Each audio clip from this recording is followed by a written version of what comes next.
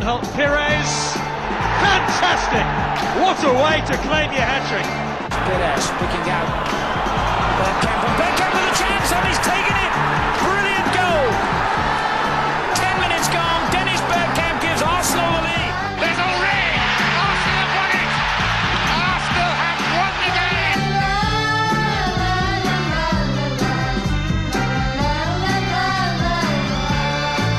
Nobody struck that well. Oh, he has struck that very well.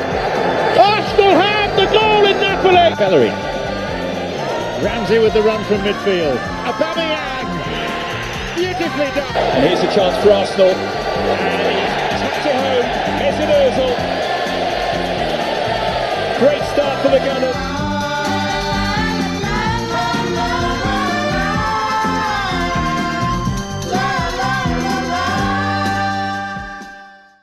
Good ball by Dixon, finding Smith. For Thomas, charging through the midfield. Thomas, it's up for grabs now. Thomas, right at the end.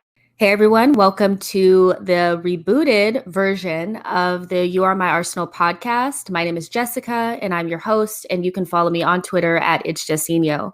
So on today's episode, we thought we'd dig a little bit deeper talking about Dani Ceballos.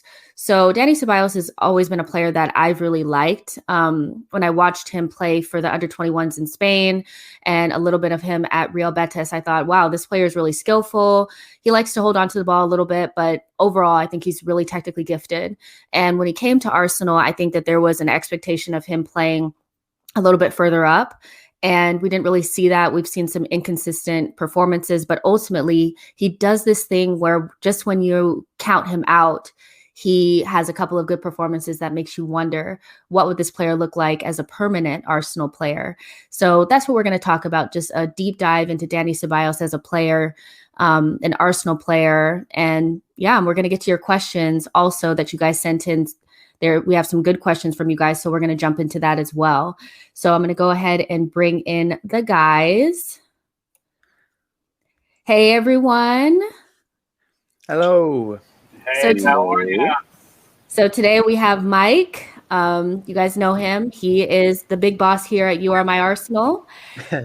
Say hello and tell everybody, how you're doing today. I am doing outstanding. Well, not outstanding. A little, you got to take last night's result and then what we're looking forward to this weekend, and then the amount of snow I have all over the place. Take that all combined, and I'm all right. Yeah, I feel you. I'm kind of in the I'm all right section here, but that's better than what it could be, So Drew, we have Andrew here, or Drew, that's what you want to call him. Drew, tell everybody, just how you're feeling about the game and, that kind of thing. How excited you are for the reboot of the You Are My Arsenal podcast? It's good. It's something that Michael and I and Luke and some of the other writers have been talking about for a little bit now. So it's good to kind of, get things off the ground and take it one step at a time and put a nice little spin on the Arsenal podcasting community, which has done a really good job of growing. So I'm excited to be, continuously a part of that. As for the match, we'll get onto it more. I feel okay. I don't think I feel any type of way, whereas I think a lot of people have now, pitched tents and eyes out of the line and when they fall. I'm more concerned about Sunday personally because I'm not really heavily invested in Europa League right now. But I'm worried about Sunday. I think you can take a lot of positives from yesterday and apply them to Sunday, and maybe that'll help us get a result. So we'll see how that goes. Yeah, and we also have Luke here. Luke, do your little, do your thing. Tell everybody how you're feeling and how you felt about the game yesterday, just in short couple sentences. Yeah, well, I've got a day off today, so I'm running about 10 hours sleep, so I'm in a great mood. And in terms of yesterday, it felt a bit like a missed opportunity, to be honest, in the sense that we dominated large periods of the game. We played in some good areas. We created chances, which is something that, you can't really, we had games like the game against Villa and games earlier on in the season where we've not really created much, we've not really looked like created much. And as performances have kind of gotten a bit more consistent and gotten a bit better, we've kind of seen a kind of a new balance emerge in the team. And I thought yesterday, We could have put him to the sword if we were really on it. But I think the main thing that disappointed me was we kind of waited until we went a goal down to really have that bit of conviction that it takes to actually get a goal. But if we take that performance into the next game, then I'll be pretty confident that we'd go through.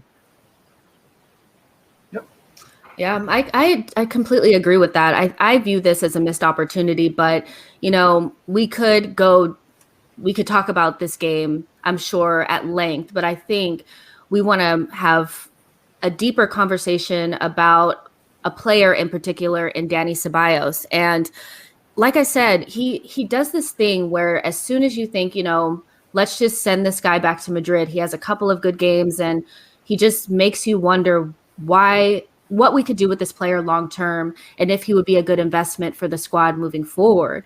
So just, Mike, for you, when Dani came into the squad last season, what were your expectations of him as a loanee? And did he uphold to that? Was he did he overdo what your expectations were, or did he kind of leave a little bit to be desired? I think it's hot and cold with Dani for me. It always has been. It's because to your point that you made, every now and then he gives you a run of performances that are just outstanding. There really are. And the last few in this season in the league and then last night are a testament to that. But then he'll just disappear. And you don't know. I mean, a part of me is I don't want to be too hard on him because, frankly, this is a team still in transition. And we still don't know what our identity is yet. We're getting there. We're seeing elements of our identity. So how he's used, how he's deployed, you can take a look. Emery tried to push him up further, higher. But even he said when he came here, he goes, his most comfortable role is playing as an 8.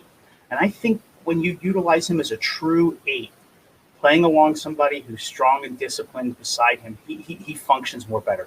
I think one of the reasons why he did exceptionally well at Leeds was because of the attacking three in front, the attacking midfielders in front of him, constantly creating space, movement and whatnot. And then just so it created additional space for Dani to move into. So with all that moving heading in front of them, Leeds had to account for him. So he got space to move and operate a little bit more freer. You saw him drive into space. Last night he was doing much of the same. And also because Benfica to start was playing high up on us, so there was space for him to operate. I think he's a player who I think if you give him time and space to operate, he can start getting into a rhythm. If you don't give him, if you press him off the ball, I think that's where he struggles. He's okay at breaking the press. I don't want to say he's as good as Partey at breaking the press or as Cazorla was, but he's okay.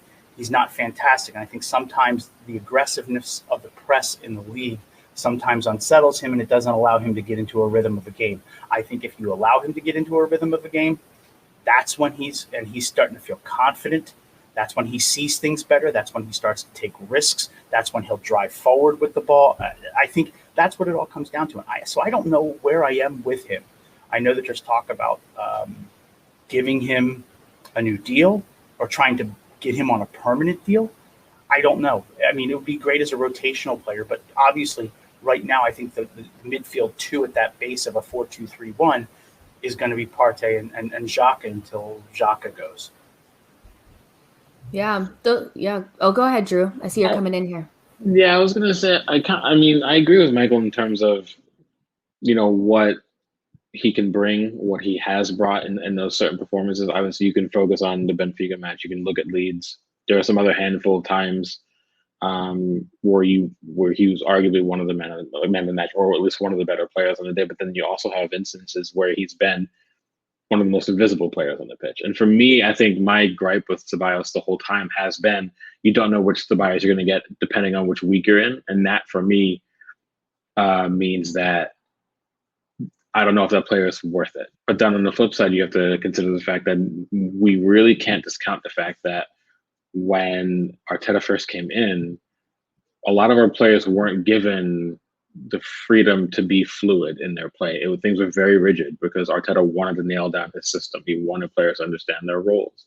He wasn't really giving them license to be the better versions of themselves. And I think maybe while Ceballos performed pretty okay in those instances when Arteta first came in, you weren't seeing the Ceballos of yesterday when Arteta first arrived. If moving forward, he's going to be allowed to have that freedom in midfield, then I think you're talking about a player who might actually have something to offer consistently, but we haven't seen it done consistently yet. So maybe that's going to be, the benchmark from the rest of this season is going to be if he's going to be allowed to have freedom when he's on the ball, and when he's off of it. If he can bring that to the table for the rest of this term, then you can say, well, maybe he's worth that 20 million, because 20 million, in fairness, is really what you're looking at to pay for decent rotation squad players who can come in and still give you good performances when they're called upon. That's kind of what the price mark is these days. And the bonus is he's already settled at the club, really. The manager knows how to work with him. The players and the team know how to work with him. They all get on with him, so it seems. So these are all factors you don't have to worry about looking at another option and bringing it in the transfer market. So I can't discount any of that. But for me, I just want to see consistency now. And we said this for so many years in the last 6, 7, 8 years as Arsenal players. I just want consistency. So for him, for sure, if you can nail down that consistency, then you have to look at it as a viable option. But if it's going to be the same hot and cold Danny, like what Michael was just talking about before, then I'd probably rather pass on the long-term approach of it. But I still think he does have a role to play, at least in the short to medium term, until we get to the summer. And for me, that's kind of all that matters at the current moment.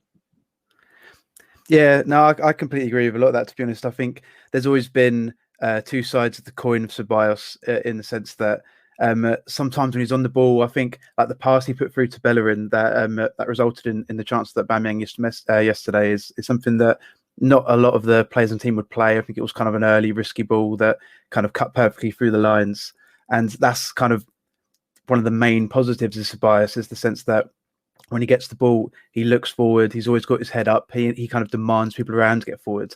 I think the thing that I like about him is even though they play in different areas of the pitch, he reminds me a bit of Rosicky, in the terms of Rosicky used to kind of like throw up our tempo. Every time Rosicky got the ball, like the players around him would react to him having the ball, and the players would play at a much higher pace. I still think he's young. He still has room for improvement. I think maybe the biggest positive is under Arteta, he's had really great strides. And I think it is a price dependent thing. 22 million would like, or in the whereabouts, is a good price. But at the same time, 24 years old, you kind of really want to see him nailing down the consistency that Drew was saying that he hasn't really better get under his belt properly. I think another thing is you look at all the kind of the stats that are all around him, and he's typically, especially in defensive stats, like high, like if not the highest of most of the midfielders that we have. But I think that there's a caveat to that, which means that he kind of magnetizes himself to the ball, and I think that a lot of time that kind of pulls him out of position. I did think when we signed him that he'd maybe operate a bit higher, or at least kind of maybe not even playing as number 10, but operating in the final third of the pitch. But say there's a lot to like about him. And I think I'm probably a bigger fan of him than a lot of fans.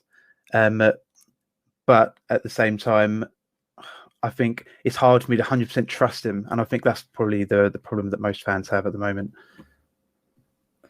Yeah, I agree with a lot of what you guys have said thus far about Dani. I'm actually a really big fan of Dani Ceballos, and I always have been. I feel like his inconsistency in this team has not been so much of a reflection of him, but the fact that the team is pretty inconsistent, and he needs to be used in games where he can be beneficial to the team instead of a liability. In some games, some players are just better than others, and I don't see him as the type of player that plays well when he's better when, like you guys said, he has time on the ball. And if he doesn't have that time on the ball, he tends to be a little bit, he likes to feel it a little bit too much and gets caught in possession. But for me, what I'm looking at is where we are as a club and where we are in this project. And with limited funds, I think it would be a gamble to bring in a center midfielder like Dani Ceballos, who we're not sure about, when maybe we could bring in somebody that's more of a sure thing. We're not in the position of somebody like a Man City who can spend 20 million on a squad player and maybe it works out and maybe it doesn't. We're just not in that position. So for me, I'm also 50-50 on the whole Dani Ceballos thing. And we did have a question from Richie White and thank you for the question. He said, if we have limited funds, should we take a gamble on youth or try to find another hidden gem, because he's 50-50 on Ceballos. And I think this is an interesting question, because could we not use the money that we would be getting or using for Dani Ceballos, use it to bring in another midfielder and maybe promote a youth like Aziz? I'm gonna kind of go a different route with this, because I think, and look, I'm going off of 2 games so far, so this could all blow back into my face. If you're telling me I have to spend funds on a midfielder, I'm spending whatever funds I have on Martin Odegaard. I 2 games in, and frankly, the guy his movement. Here, I'm going to get a lot of grief for this. He's Ozil-esque in terms of his movement off the ball and his desire to find space. And for 20 years old, how old is he now? He's able to look at him already commanding space, but he gives Arteta from that attacking midfield what he never got from the other attacking midfield options he had, which is a defensive option, because he does drop back into the space. He does drop into that midfield 4 to defend.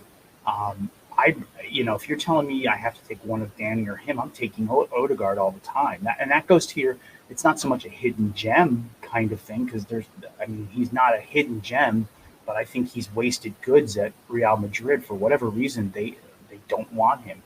And I would rather take the gamble there with a $25, $30 million, 30-pound bid rather than on Ceballos. And I like Dani, but I think that creative midfield need is what we need more than what we need from Ceballos. You know what's funny about that? Like, always leave it to Michael to throw in a little monkey wrench into the gears. That's actually a direction I probably didn't really consider, but I think for me, yeah, if Odegaard does settle well, you could, in theory, say that obviously it alleviates the pressure that was beginning to mount on Smith Rowe. Smith Rowe is tactically versatile, so he doesn't have to play in that 10 hole. Odegaard also is himself tactically versatile. He's played a considerable amount of time on the right hand side for Norway, for Sociedad at Heerenveen as well, where he actually did quite well. So you have those 3 instances where he's shown that he can be more than just a traditional 10. But on the whole, also, I think fans do also kind of forget that, whether they like it or not. Granit Xhaka and Thomas Partey are the preferred midfield pairing under Arteta, and no matter what's happened, Xhaka is still playing. He's still starting whenever he's fit and available, and obviously Partey is going to play whenever he's fit and available. So if you have that first choice pairing, it would be a good opportunity to bring in someone like Aziz into the team to maybe get some of those minutes that you'll get in, the League Cup and FA Cup early rounds of it. Group stage matches in Europa League, which we've always traditionally used younger players as time to get them exposed into a higher level of football, away from just the training, which they're not going to be getting a lot of Premier League minutes usually. So that wouldn't be the worst plan in the world, as long. And we don't really know what's going to happen with players like Martinelli. We don't know what's going to happen with someone like Bukayo Saka. And a lot of people are starting to pose the question, like you've seen it on Twitter, and I think this is kind of a little bit of the frustrating thing for me, is people are already saying, if you had to sell one from Saka or Martinelli, who would you sell and for how much money? It's like, well, it's almost like fans are expecting us to have to sell them, and to an extent, we probably do. So that was my question, by the way. Are you throwing shade at me? Is that? No, I'm not throwing shade at you. Why is it always got to be about you? Hands, Jess, hands. No, for me, it's going to be more of like Odegaard gives you, if you do bring him in, he gives you a player who can play 3 and 4 positions. And I think the way football has been going over the last maybe just about half decade, players that have the highest value to a squad are players that can pop up in 3 or 4 roles on a given day. And you see a club like City is a prime example. You've seen Raheem Sterling play on either flank. He's played as a second striker. He's played as a false 9. You've seen Gabriel Jesus play 3 or 4 positions. You saw Leroy Sané do the same thing. Mahrez has done the same thing. Foden's playing center forward now as well. You've seen a lot of those players come in with that tactical flexibility, and it gives them options both when they need to rest and rotate, but also if they do go through an injury crisis, they're not panicking about where do we find the solution on the tactics board. That's actually really important. And the more players City buy, you're looking at more and more players that are tactically versatile. It's really important. So something like, letting Ceballos go back and taking that same 20 million. So say Real Madrid quote us the same figure for Odegaard. I think it'll be more, but say it's 25 or 30 million. Would you pay for that because you're getting a longer term, younger player who seems to fit what Arteta wants, but also not just in terms of his technical ability, but also his tactical versatility, which is really important. So I think for me, that's actually a really good shout, Michael. I think in terms of squad building, that makes more sense because then you still leave that pathway open for one or two of the younger midfielders to come through and get more minutes starting next season. And because they fast-checked Aziz and Churhan into first team training, that indicates that they might be ready for some additional responsibilities next season. So I think that kind of ticks all the boxes personally. So yeah, that's a good shot. Yeah, I think that what's interesting about it is it's a question with so many potential variables to it, in the sense that if Ceballos was to go, then I mean, admittedly, Xhaka and Partey are going to be the main ones. It seems to be that's the case anyway. Their partnerships had a lot of positives in the early goings. But if it does go, and then we're left with El Neni, then we do have to ask the question: is Aziz ready? How much have we seen of Aziz? I mean, look, we can look at the success of Saka and Smith Rowe that, in the grand scheme of things, have been promoted and fast-tracked and done really well in a very short amount of time. But that's not always going to be the case for every single player.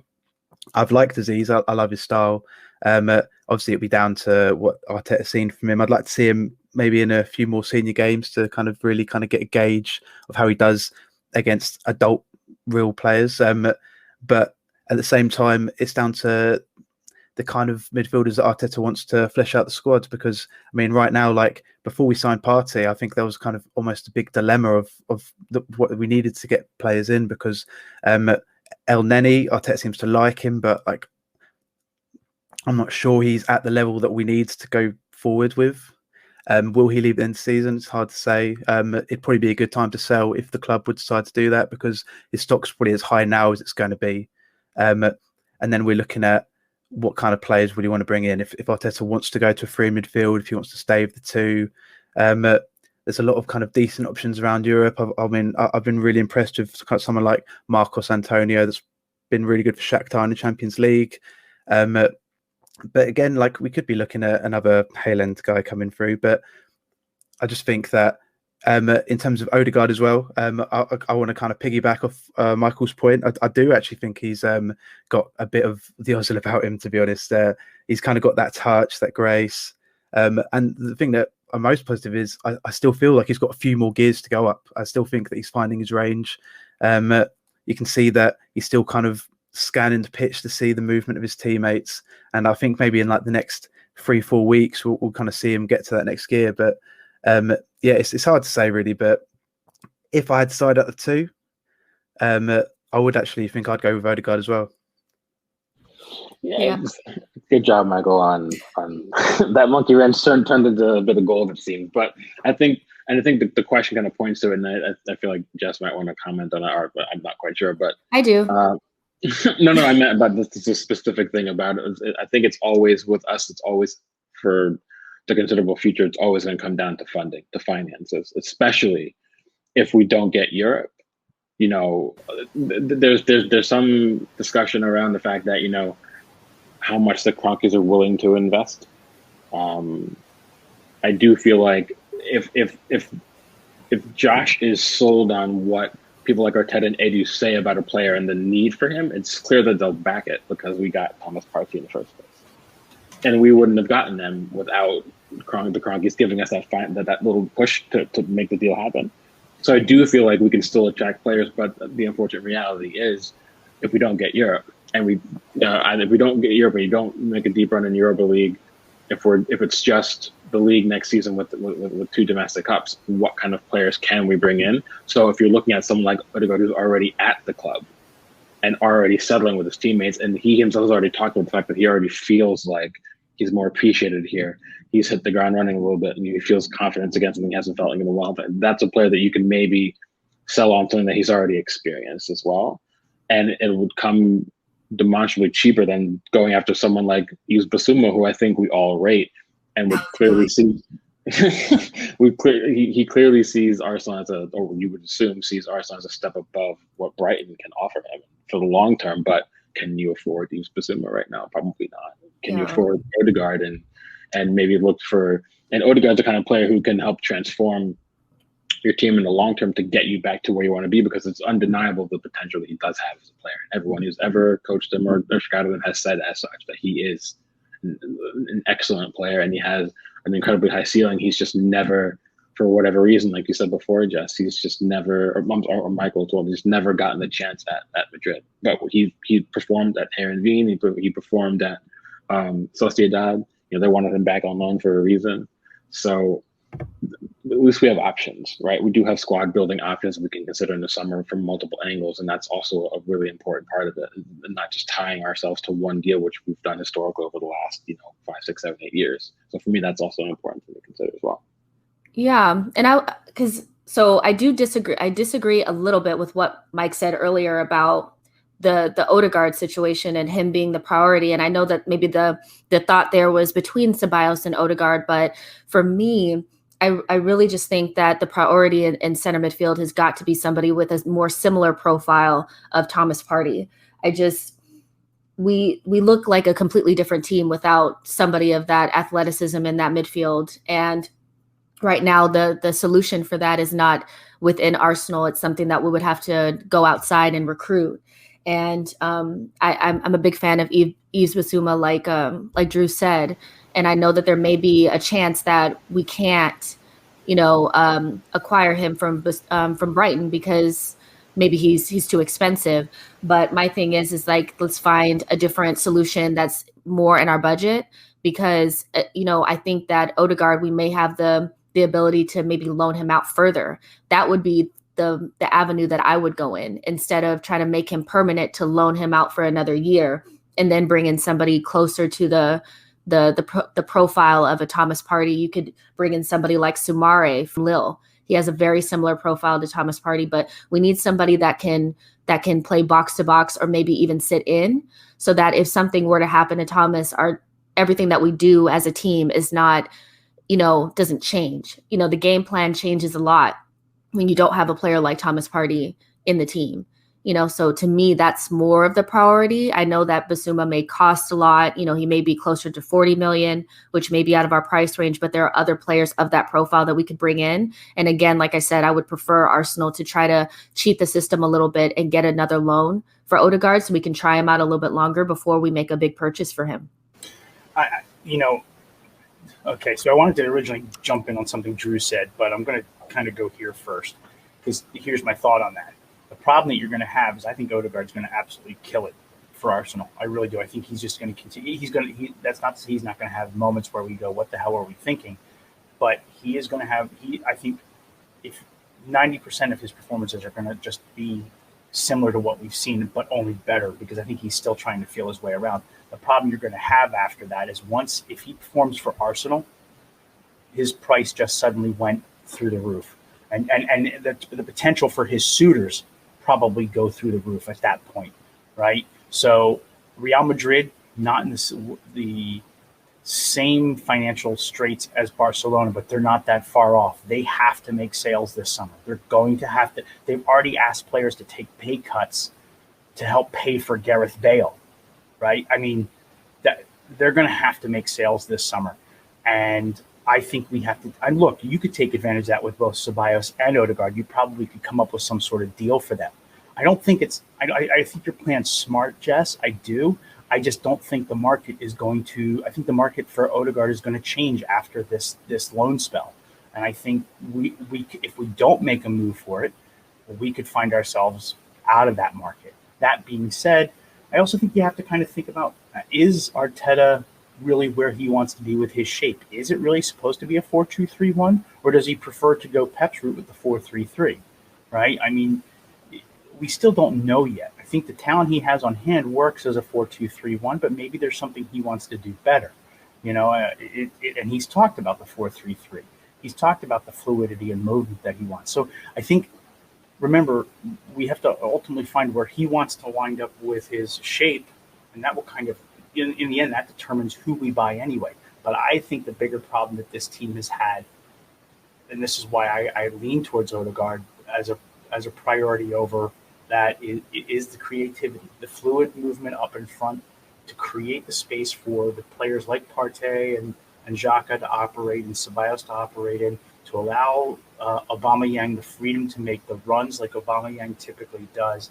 We didn't have that. And look, yes, ESR, Emile Smith-Rowe solved that, but he's still young. He's still such a young player, and he has not played at this level. And you can sit here and push back and say Odegaard is just as young, but Odegaard has played as a high level. He was considered one of the best midfielders in Syria. Not in Syria. God, what am I thinking? in La Liga last year.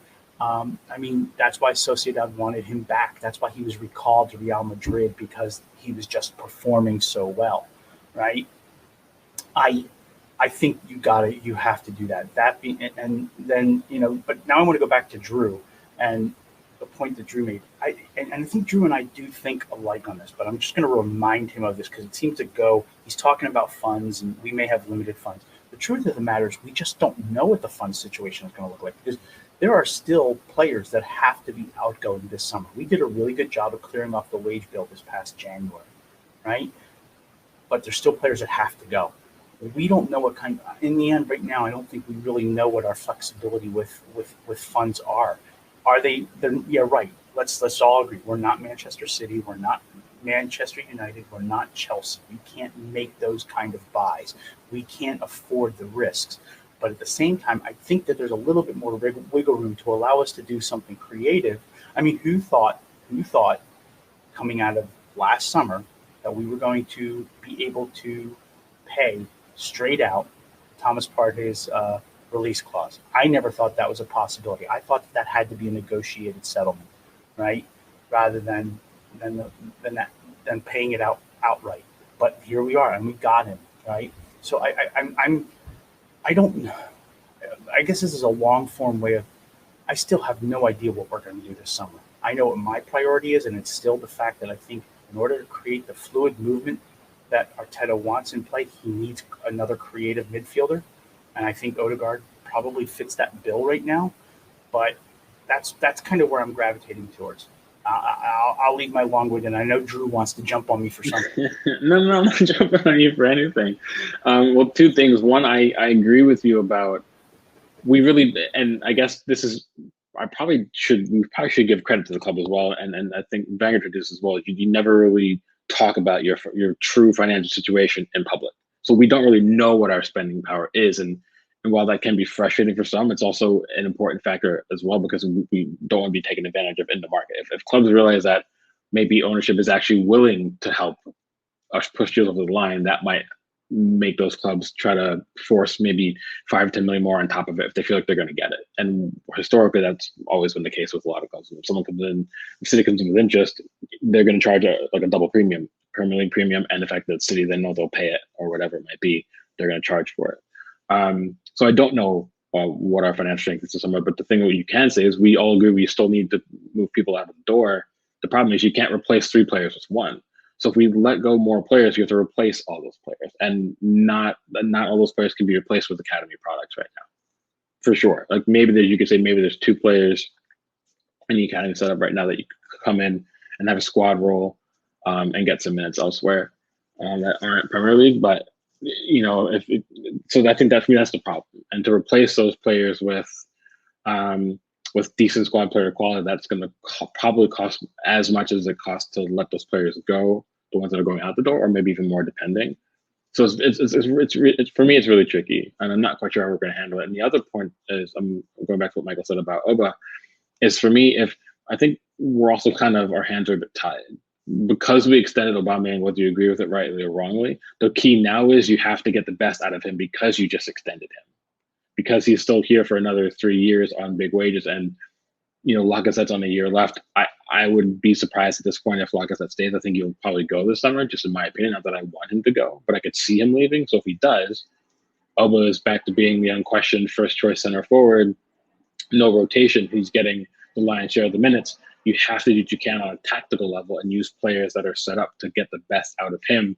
So you get the Dortmund Aubameyang back, really. And you need to have 3 fluid players behind him who are all good on the ball, who can be creative, who can drive play, and then make his task solely about finishing chances off and getting him into space and clearing out space for him. So if that's the case, then an Odegaard purchase makes more sense.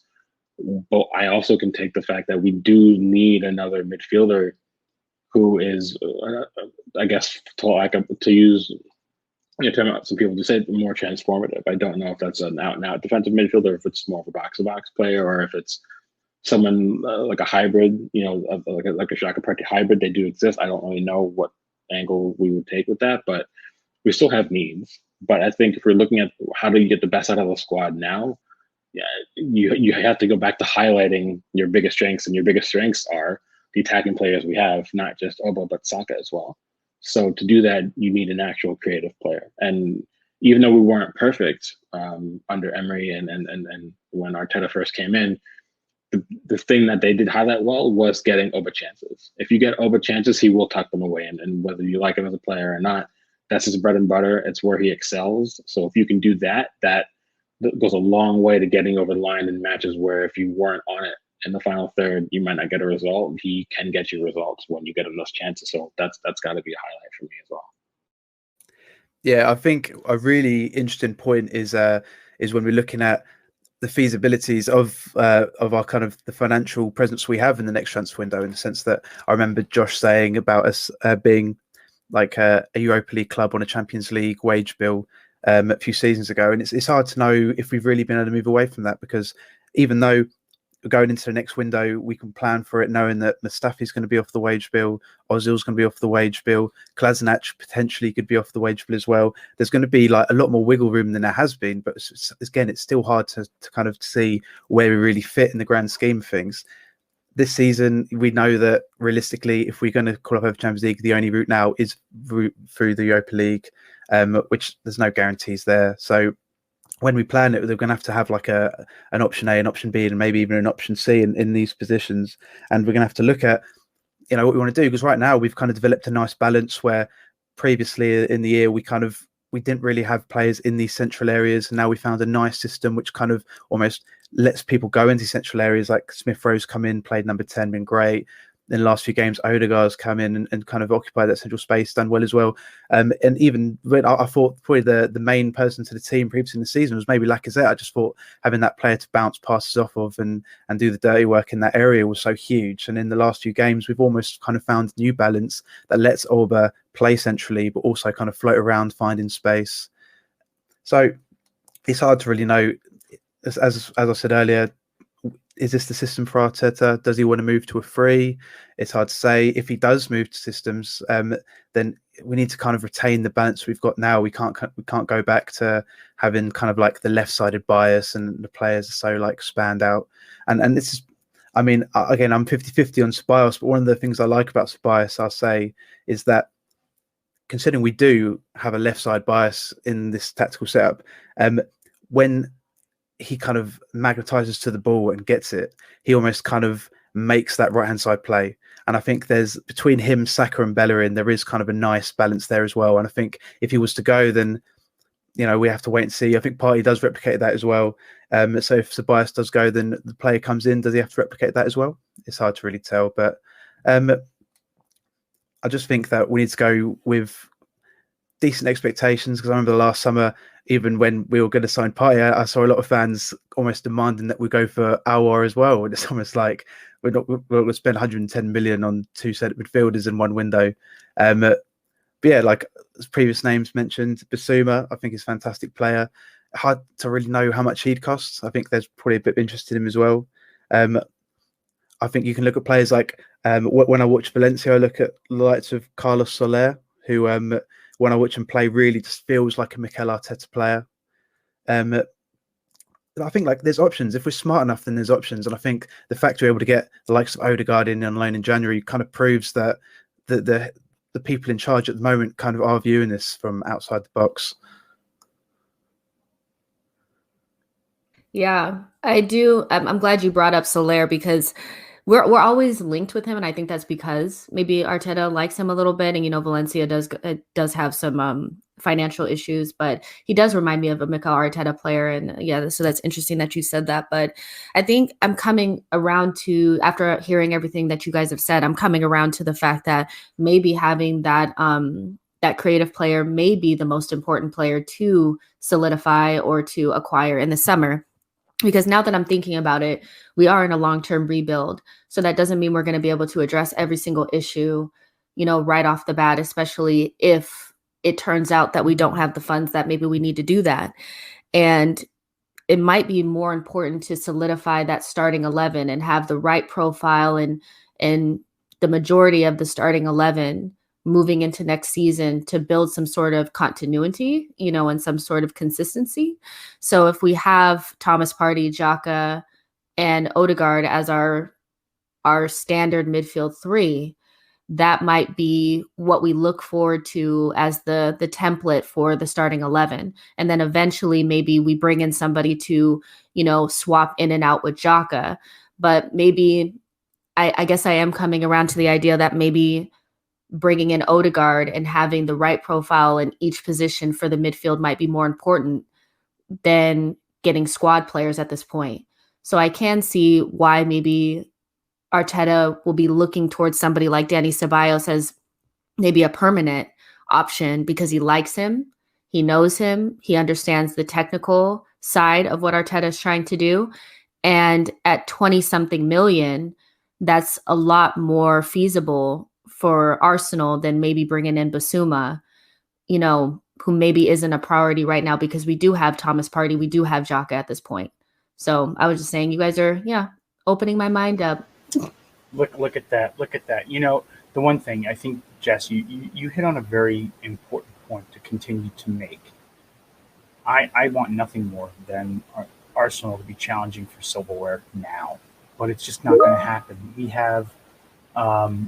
have so many years of just poor management, squad management, financial management, all that crap, right, that we have to get over. And it may take adding a piece here and there.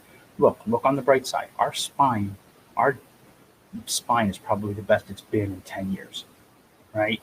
You could point to the 1.5 seasons that Mertesacker and Koscielny performed really well, but we're second or third best defensive unit in the league, and that's sitting at 10th. Okay, so that part is fine. Now we get a creative outlet, right? And it's not a permanent fix, but it's something. There are steps being made, and I think what's going to happen is it may not happen in a year or so, but in the next couple of years, what you're going to see is we're going to add that final piece, and it may not result in the title, because I think it's still going to be very hard to win titles against, I know Liverpool won it last year, but I still consider that more of a Leicester-based anomaly. I think, based on the investment that City and Chelsea make, it's still going to ping pong a lot between them. You're just going to see us one year just suddenly pop up on the radar at the top, near the top of the table, challenging, maybe falling short, but because we've added the right pieces over time, stuck to our guns and our vision of what we're trying to do. But people just going to have to be patient, because it's just not going to happen. You're going to see what you need to see is improvement over improvement every year. I've seen improvement this year, even during the poor spell. The poor spell, I kept saying this during the poor spell, and Drew can attest to this. We weren't as bad as the poor spell looked, nor were we as good as the FA Cup showed, right? There was still a lot of work to do. There was still a lot to be done. And that's kind of like, I was asked last night why I wasn't I was on another podcast last night. Our friends over at why can't I remember their name? Sophie. So on her podcast, and I had asked why I wasn't upset. It's because for me, this is a long-term process, and we're only a year into that process, and So I'm looking at squad formation. I'm like, okay, we add a piece here, we add another piece here. Maybe we're fortunate. Maybe Edu's getting smarter and Arteta getting smarter. Maybe it's not just a piece. Maybe it's two pieces. And one of them is as you said earlier, Jess, it's a diamond in the rough that we find. Because Drew, Luke, and I think we all agree that the best model for us to adopt would be that kind of diamond in the rough. And unfortunately, we got rid of the best guy for it. But maybe Edu's learning, And Drew will say I'm not the biggest Edu fan in terms of him being the technical director. But overall, I think people just need to be patient. Yeah, I think there's like a really important thing that you said there, Mike, where it's a lot of time it's down to analysing the vision that we've got as a club, and then the consistency of the vision is something I think we've really failed at in the last 5, 6, 7, even maybe even longer than that, in the sense that right now Arteta's trying to put a culture in place, and he's very demanding in terms of the behaviour and the application of the players, not only on the pitch but on the training pitch and in their general lives. And over the course of time of him being here, we've seen players fall in and out of contention because of that. We've seen Maitland-Niles coming in and out of contention, like Ceballos coming in and out of contention.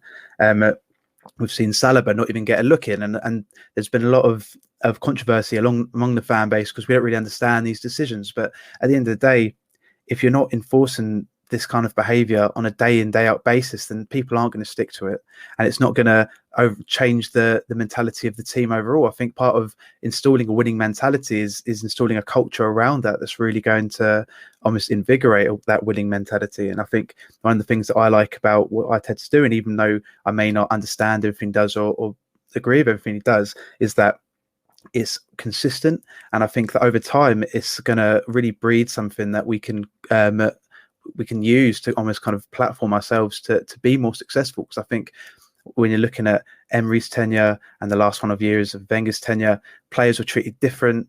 It was almost a situational basis, and I think it causes confusion. But right now, I think that they're still going to need time. We're still going to have to some players are going to have to leave, and some players are going to have to come in. We're going to have to look at the personalities of the players that come in. But I'm really positive and enthusiastic in the sense of where we could be heading in the next 2 or 3 seasons.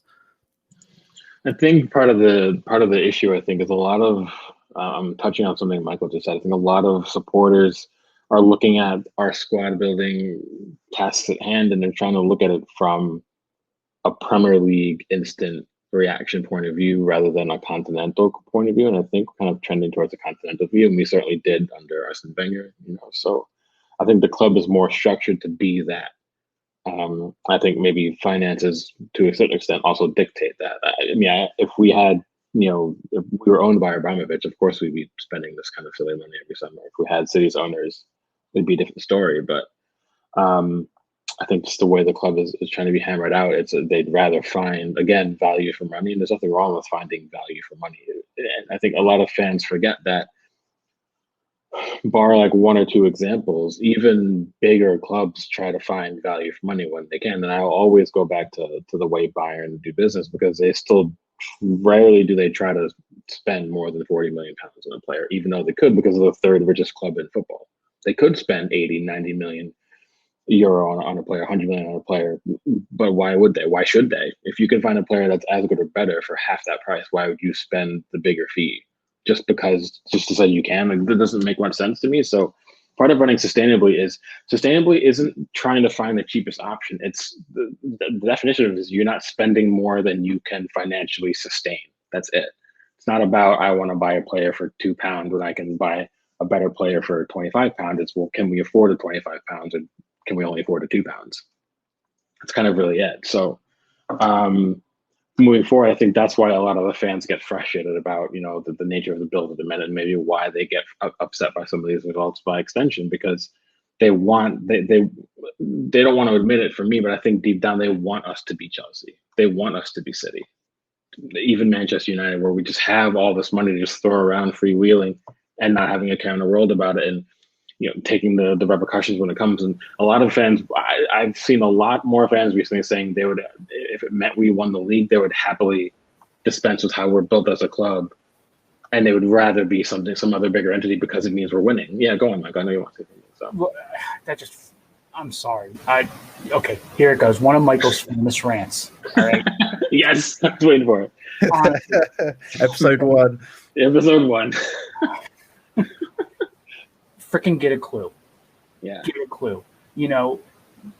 Yes, you have to catch lightning in a bottle sometime to win the title against the money power of the oligarchs and the oil money. But the reality is this: if we weren't smart with our money right now, imagine where this club would be right now if it weren't smart with its money in this current environment. We are seeing clubs struggle with money, and if you tell me, oh, I would just love to spend the money for 1 year of winning the title. Yeah, well, 1 year of winning the title could hurt a club if you spend unwisely.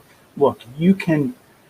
I think that the league is leveling out to a point where even City and Chelsea with the money they spent aren't going to always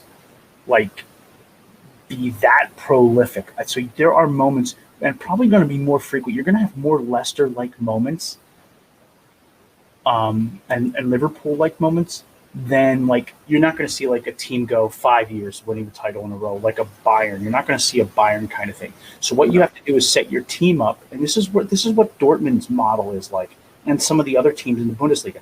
They realize that Bayern has that market corner. What they do is they set themselves up, A, to be in the Champions League on a regular basis, and B, knowing that at some point that Bayern squad is going to falter a little bit. So be in a position, have your squad set up in a position so that you take advantage of those years when maybe it's not all coming together, right? And I think that's what Leicester did. I mean, let's go back to that Leicester season. The real reason Leicester won that league is, they performed well, but do you remember how badly everybody else did? Yeah. I mean, we were the only team out of the traditional Big Six to beat Leicester. We beat them twice, right? Think about how bad everybody did in Liverpool's winning season.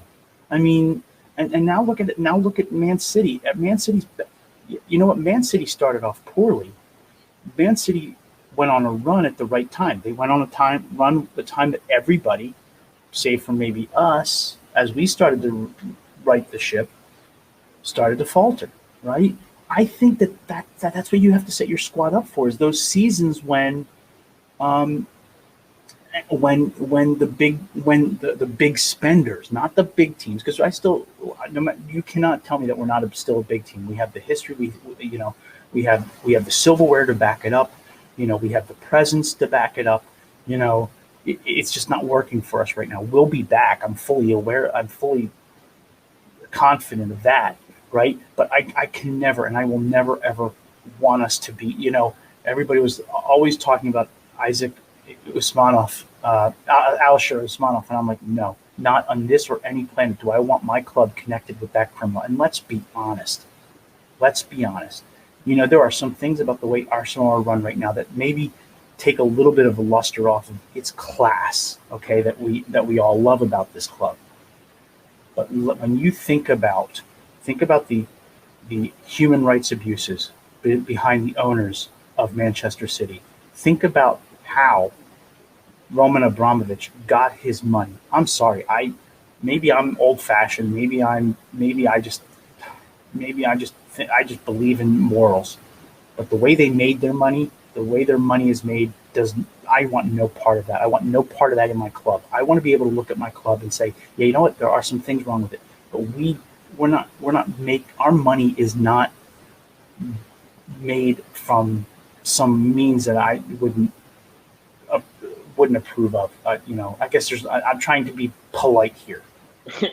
Sometimes you don't have to be polite when the topic is as it is, but I'm going to touch on what you said quickly. And I'm sorry I live under a flight path, so you have to excuse airplanes flying over my head. But so for me, the Bundesliga is a good shout for you, because what you just mentioned about clubs trying to position themselves to take advantage of the top dogs struggling, that was supposed to be this season in Bundesliga. And myself and Tom and Nate and Danny at the Get German Football podcast, we talk about that in our WhatsApp all the time. We look at it every week about Bayern they're always going to find goals. When you have that much quality, you're always going to get results. But the other clubs have not been getting those same results. So the race should be closer than it kind of is going to end up being. Leipzig have dropped a lot of points, and they should have been. Dortmund or not being as good as they should be, given who they have at the club, managerial issues, that kind of thing. So those clubs, at least on paper, position themselves to be ready for this inevitable dip, because squads always overturn. There will be a time when a squad just isn't at its optimal performance in a certain season, and you have to be ready to pounce. That's what Michael's talking about. And I think people need to understand now there's more and more parity coming into the Premier League. It's going to be very rare when a club dusts the league the way Liverpool did last year, or the way New City has previously, because there's too much money in it. And money is what's causing the parity, which is what you don't get in Bundesliga, because the money gap is gigantic by comparison. It just doesn't have, it's getting better with TV rights, but just doesn't have the traditional TV rights that Premier League has had. The way clubs are run, most of them will not, they want traditional German ownership models where the fans have such a massive say in what goes on at clubs. That's a big thing. They don't want to have conglomerate ownership. That's why a lot of them look down upon Leipzig as an example, and Hoffenheim as well, same thing. So with Premier League, because of that parity, that's why you can get seasons where Liverpool, given them just 1 year after they performed so well, look at them now. And that has a lot to do with, in the Premier League, when you're off, there's too many teams that can come in and take advantage of you, because there's so much quality at every level in the table. Even the lower clubs have 1, 2, or maybe 3 players that on their day can actually hurt you as well. That's very rare you can say that about any other league. Money has a lot to do with that. But if we can get the right pieces in over time and just build with the manager, eventually there will be that other Leicester type season opportunity. I'm like with that. I am sure of it. I don't know when it's going to be, but I think it will happen. And sometimes you just have to be a little bit more patient. I know Premier League fans just aren't patient, and especially this fan base, because it's been so long since we've had league success, and they get it. But I'm also a New York Rangers fan, so I also understand what it's like waiting for bigger success, certain things. So, yeah. Yeah. I mean, I agree with what you guys are saying, in terms of we have to be patient. This is a long-term situation, and, we're going to have to wait for our opportunity. And hopefully when the time arises, we're there to take advantage of it. I think with a lot of the fans, it's just a lot of uncertainty around, it's not just going to happen, even though I know you guys are confident, it's not just going to happen if we don't do the right things. From now until that time, when it comes, we have to do the right things in terms of recruitment and removing certain people and bringing people into the fold and things like that. And I think that's where the disconnect comes with, some of the fans, is we just don't know. Everything is just, it's too, I mean, I can't say with like total confidence that I believe in every single thing that Arteta and Edu are doing up to this point, because there's not enough data to support, any sort of outcome. Like, I'm just looking at it like we need to see a couple more transfer windows and hopefully we see the right things. But I do agree that, there will be an opportunity for us to maybe win the league or really challenge sometime in the future, but only if we do the right things starting from this point. That's really kind of where I sit with that. I don't have 100% confidence. I would say I'm about 50-50 here with that. Well, I agree with that, but I don't think anyone's thinking that we're going to fluke it just on chance. I think in any sort of scenario where you're trying to build for the long term, of course you have to get every step right. And I think that's where a lot of clubs fail. I think that's where Wolves are currently failing, as an example, because they had such a good platform to get themselves sustainable in the Premier League, but they aren't using that platform correctly to move forward and be a little bit more progressive in how they play tactically. They're still kind of bringing in the same players built for the same system that eventually will not work. You have to be a bit more expansive in the Premier League. You can't just be a sit deep and counterattack, and that's not sustainable over time in the Premier League. It might be in other leagues, and it is in other leagues, but in Premier League you have to show something more. And that's why you saw that evolvement period with Leicester. Leicester, when they won the league, they were kings of the counterattack, and it was brilliant to watch, and it was exciting to watch, and they were so clinical with it. But Leicester now are not Leicester when they won the league, and it's something to actually to take note of. You know, they had league success by playing of so much more of a simplistic brand of football. They're more expansive now, and now that it's gotten going again under Rodgers, you see them and they are performing more often than not. But you have to be more. So eventually, that needs to be. We might have to go through that same transformation process. You know, we have a lot of us still struggle to understand what we were trying to be under Unai Emery, and I think that sort of that story writes itself. Under Arteta, we had to be a certain way for him to get that. We were nothing under Unai Emery. I mean, fair enough. So under Arteta, I think he had that same thought process on a smaller scale. He came in first 6 months. He wanted us to be sustainable, and he wanted to right the ship. He did that with that system. And now as he tries to expand the system every step of the way, you're seeing a better version of ourselves, and we're improving. It's not perfect, but we're improving. And what we're hoping to get to in the next 5 or 6 steps is the kind of club and a kind of side on a tactical level. And a technical level is going to actually allow you to build a sustainable platform to go on and get top 4 every year and maybe go on to challenge. So, yeah, I think that's part of doing it the right way. And then to build on what you said, Jess, when you know what you want to be on the pitch, then you for sure know what you want to bring in to help you get there on the pitch as well. Again, we didn't really have that under Emery. You know, I think we lost our way a bit under Arsene Wenger in the waning years as well. I think Arteta, at least I perceive it to be, has a clearer notion of what he wants to be on the pitch, and he'll hopefully bring those players. And if he and Edu can get that right, then I agree with you. Then we've done our job, and then we're in that position to pounce. But if they get it wrong in the market, it doesn't matter how much he's been building on the pitch. If you bring in the wrong players that don't suit, we're not a club that has the kind of money that can go around and say, well, you know, we spent $6 million this year and that player didn't work. Well, let's just spend another $6 million the following summer and hopefully that player sticks. We can't do that. So I think we have to be diligent, and that fact alone should hopefully help us be a bit tighter and smarter in the market in terms of who we bring in and when and why and how much we spend. So. Yeah, I think it's going to be an interesting few to see how it plays out because it's similar to what Jess was saying. I'm quite 50-50 in terms of I'm a big fan of Arteta, and you almost want Edu to do well, but we haven't got enough sample size to really deem what he's doing or how it's going to affect the club. I do think that football kind of walks a line between cult and religion sometimes. Sometimes you do just have to have blind faith and just say, I don't know, it's going to work out. I just kind of hope it's going to work out. And even like going to what Michael was saying in the sense that people want us to adopt different models, like the models of like the Man Cities or the Chelseas. And I think if the Cronkies wanted to give us loads of money and try and buy the way to short-term success, then they could do. But you know, was that 2-3 seasons? If it doesn't work, then we drop down even further because we have to kind of recoup the money that we've now lost. I think that the best clubs or the most successful clubs are the ones that can maximize their own model and the model that suits them, the model that has been built for that club. And you can see that like Man City built that club to run the way it was and built the club to be managed by Pep. And that's why they're the record breakers. That's why they're probably, in my opinion, the best Premier League team I've ever seen, is because of that.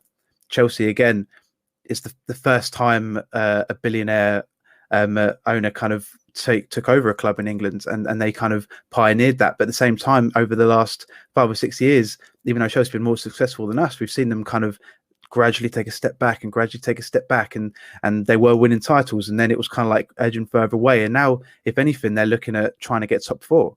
So I do think that Arse model, albeit maybe not like the sexiest model, is if we maximize it, a sustainable model. And part of it being sustainable is consistency, and we have to be clever and we have to think outside the box. And I think that's the main thing that Edu's going to be judged on the next few years. There's been good signs, there's been bad signs, but I guess, you know, you just at some point you just have to have a bit of faith and just hope it's going to work out. Yeah, for sure. Yep.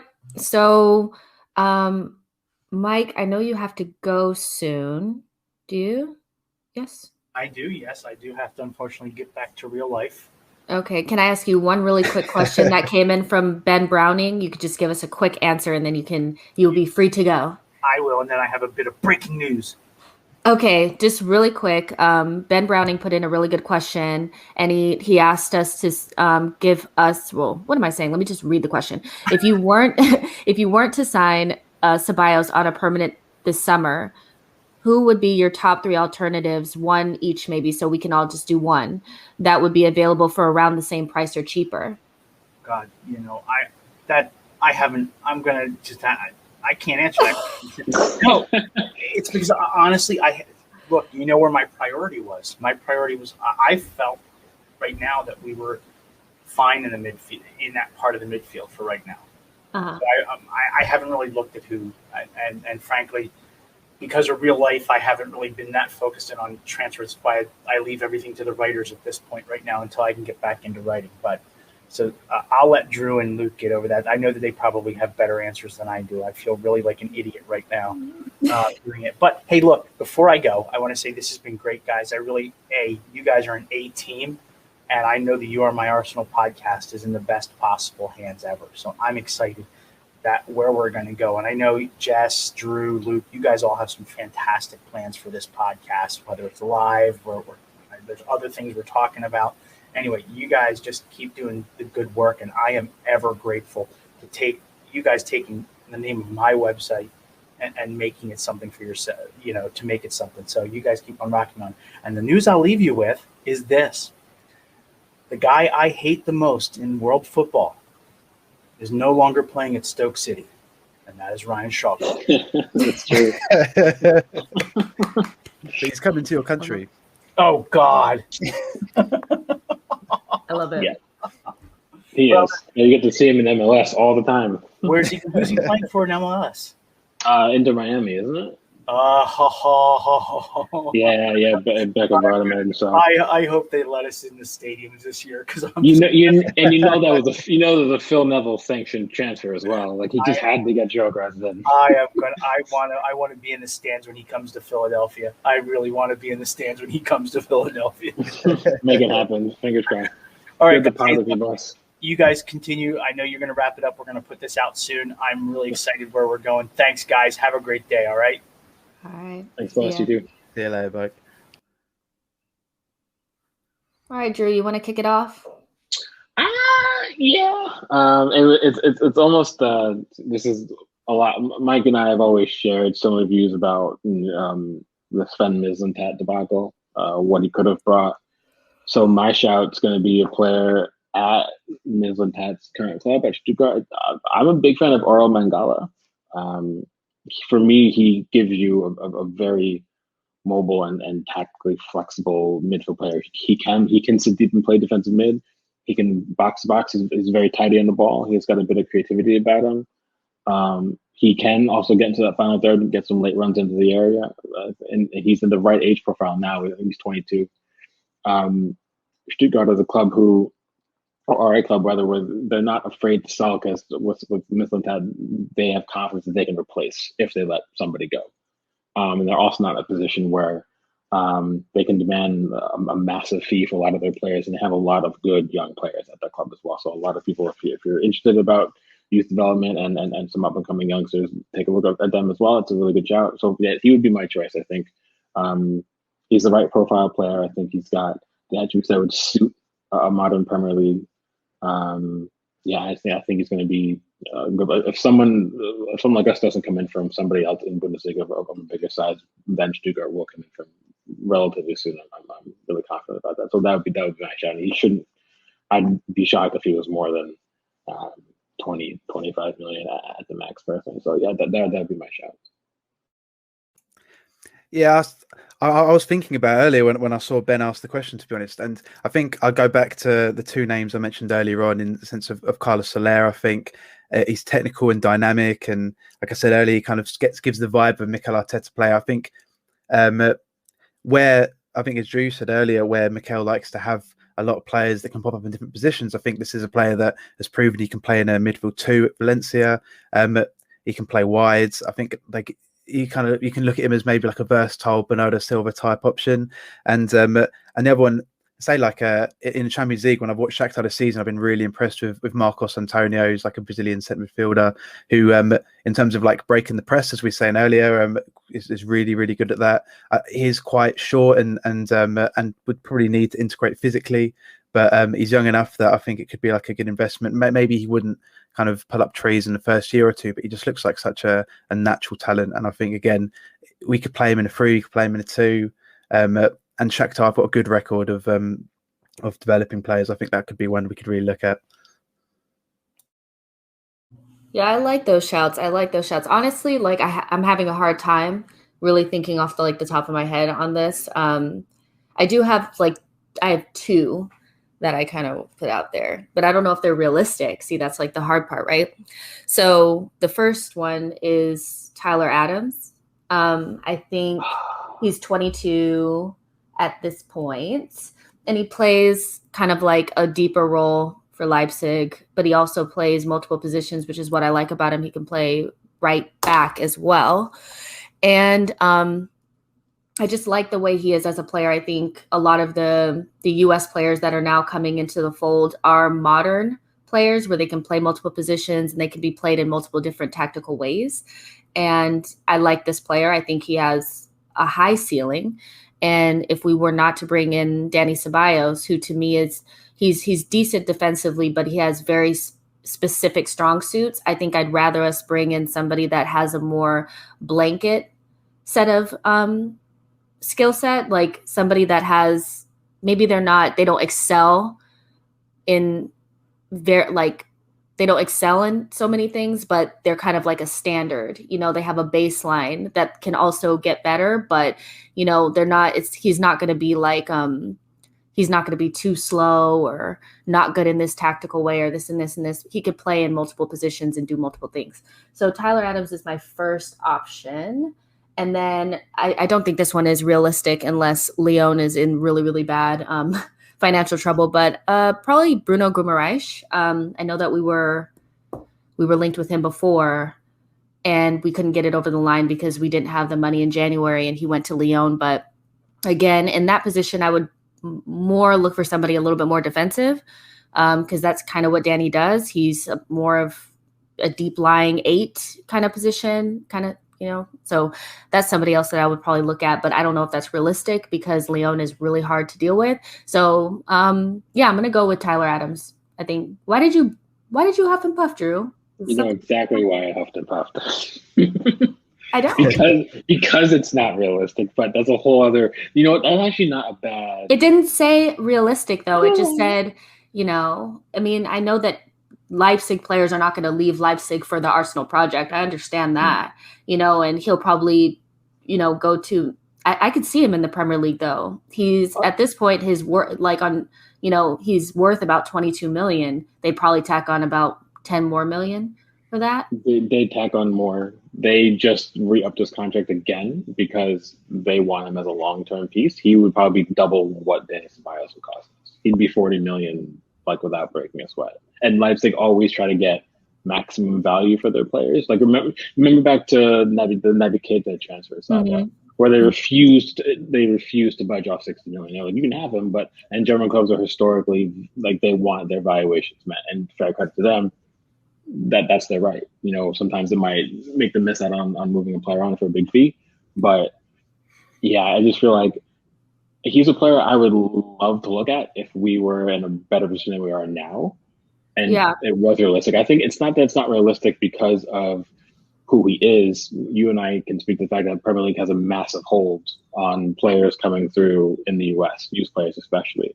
And he came from Red Bulls. He came from the Red Bulls, and they, Terry was there. Arsenal are a massive club in New York, and that's where Tyler's from. He's from New Jersey, rather. So in that area, New York, New Jersey, Arsenal have a big draw there. Mm-hmm. So there would be some pull. But for me, it's strictly down to we couldn't afford him. I think right now, 2 years from now, if we're back in Champions League and finances are better, I think, then you take a pop at it. I think currently it'd be tricky. And I think that's kind of the difficult part is, I think Luke alluded to it when he said you look to places like Ukraine now. You look to places like Croatia. You look at Bundesliga. You're going to have to look at, the Jupiler League. These are the kind of leagues where you can find good players for reasonable fee. Like, people forget that Ndidi came directly from Genk, and he's now probably, I would say, the best defensive midfielder in the Premier League, and he has been for the last 2 or 3 years. And they got him for a really reasonable fee. But it had to be a club like Leicester to do it, because bigger clubs, their fans always expect you to go and get the same type of player, but from a bigger club. And to me, that kind of boggles my mind a little bit. It's just got to be about the quality, right? So I think if I had more time to think about it, I think I could have thought of like better ones, but he was like the top of my mind. I didn't really think of like all the other things, but I was like, okay, in terms of profile, that's what I would like. Somebody like more of a modern midfielder that can play in multiple positions and suit multiple tactics and that type of thing. So yeah. But so we're gonna wrap this up with just one more question that came in from somebody in the DMs, which for this question, this is coming from Big Jimmy _VQ. So thank you for sending in a question. Q is the question.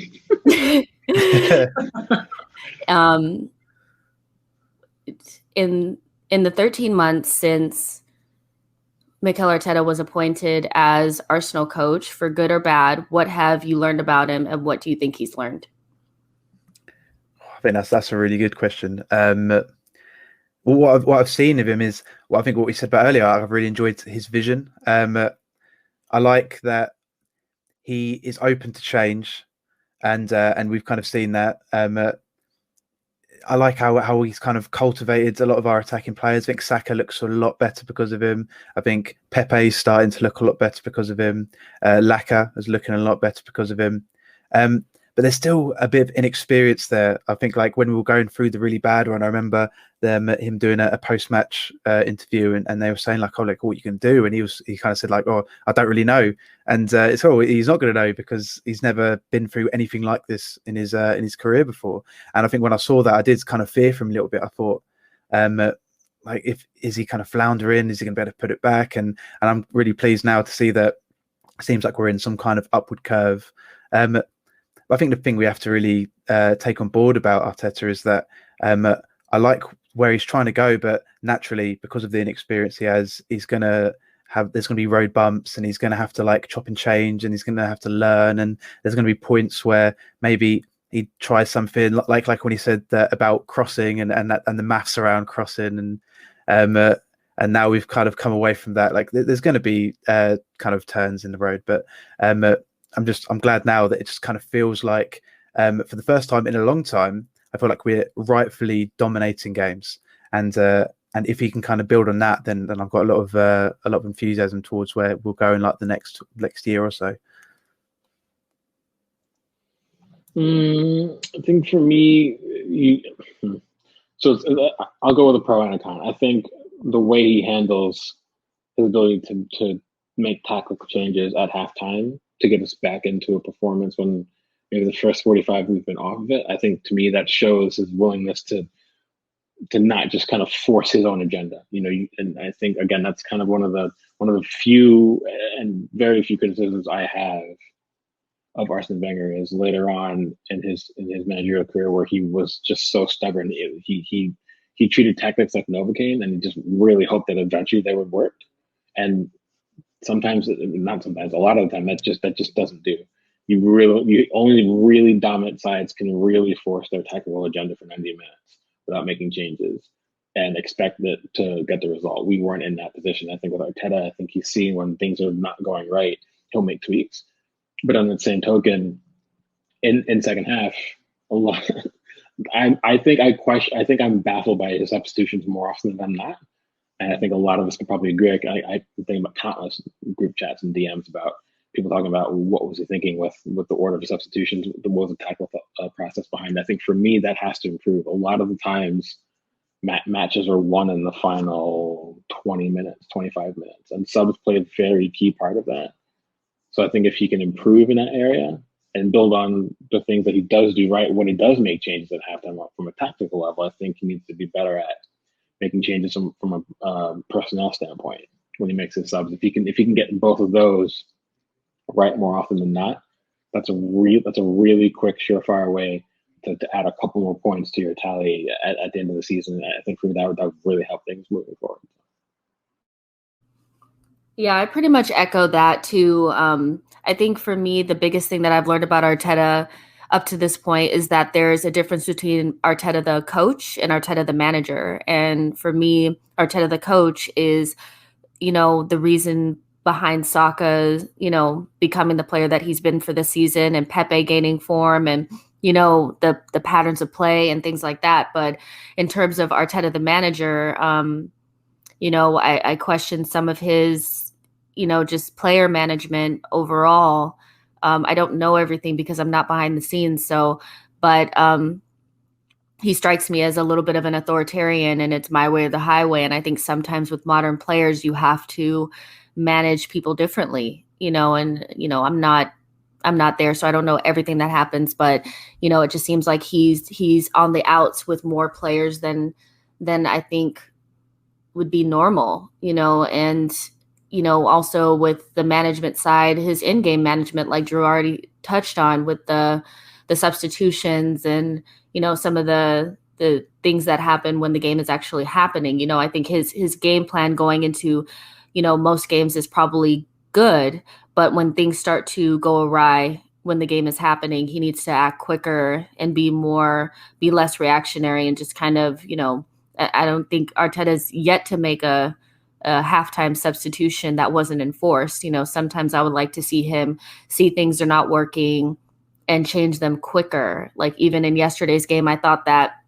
you could have brought in Pepe, maybe even Martinelli, a little bit sooner. You could already kind of tell that this team was not breaking through. So, those are the things. But I think there's a lot of positives to take from Arteta's first 13 months. I'm just excited to see kind of where he goes from here. But that is where we're going to end the podcast today. I think we did a really good job of, going in depth on Dani Ceballos and other topics as well. And this is the first episode of the rebooted You Are My Arsenal podcast. And we really hope that you guys have enjoyed it. We enjoyed recording it. So, we hope that came through, when you're listening. Make sure before you leave that you subscribe to the podcast so you never miss out on another episode. And you can always reach out to us via DM on You Are My Arsenal or in the comments and give us suggestions. We want to hear what you guys have to say. And yeah, we hope that you guys enjoyed it, and we'll see you guys in the next one.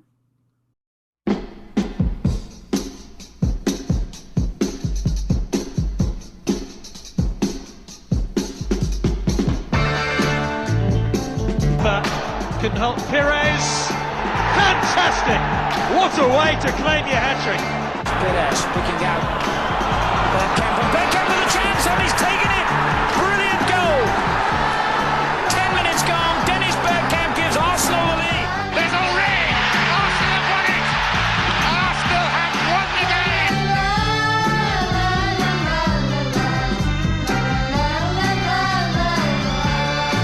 But he struck that well. Oh, he has struck that very well.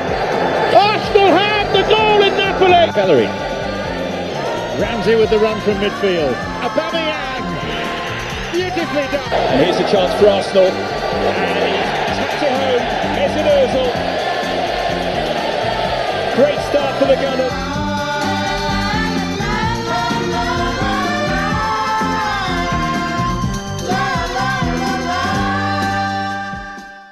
A good ball by Dixon, finding Smith. For Thomas, charging through the midfield. Thomas, it's up for grabs now. Thomas,